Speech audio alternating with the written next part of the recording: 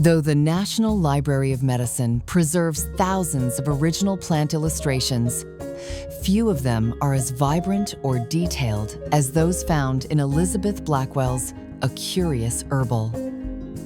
Published in weekly installments between 1737 and 1739, this two-volume collection contains 500 hand-colored engravings of plants and herbs, many of which were used for medicinal purposes during the early modern period. At a time when the global trade in plants was just starting to take off, Blackwell's book provided one of the first popular guides to a wide variety of previously unknown specimens. Elizabeth Blackwell was born in Aberdeen in 1699. Growing up, she studied art under her father, the painter Leonard Simpson. In 1830, she met her future husband, Alexander Blackwell, while he was a medical student in the city. But the couple were forced to leave when local authorities questioned his qualifications. They moved to London, where Alexander set up his own printing house. However, the business soon ran into financial difficulties, and he was thrown into debtor's prison. Left on her own, Blackwell needed income to feed her family and free her husband. She soon hit upon an idea. During the 1720s, various species of exotic plants had begun to arrive in London from all over the British Empire.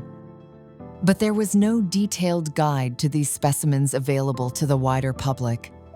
Blackwell decided to fill this gap in the market. Working with Isaac Rand, then curator of the Chelsea Physick Garden, she set out to produce an illustrated compendium depicting the different types of medicinal plants and herbs found across the globe. To help save money, Blackwell elected to etch the printing plates herself, while her husband used his medical background to supply descriptions accompanying the pictures. In 1739, all 500 of Blackwell's images were collected and published under the title A Curious Herbal. Though the book initially met with modest commercial success, it was acclaimed by members of the Royal College of Physicians for its detailed illustrations.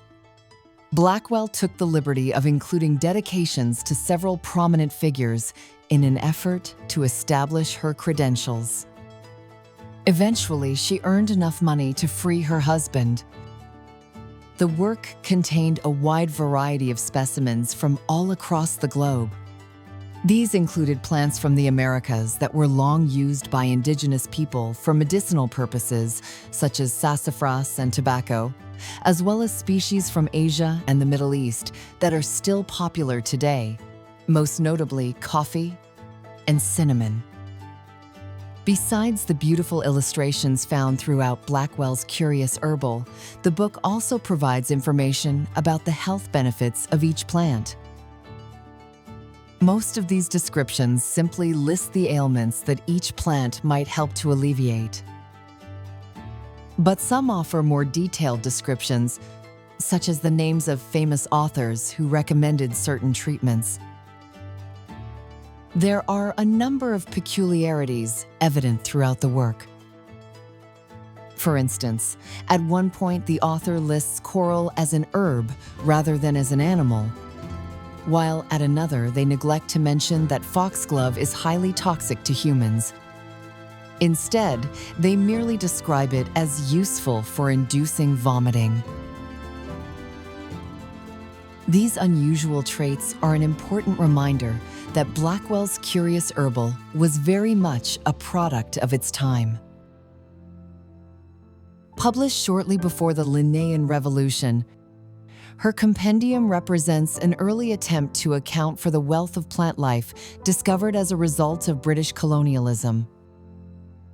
Though Blackwell herself was an artist rather than a naturalist, the detailed images and depth of information contained in her work made it highly popular among trained botanists.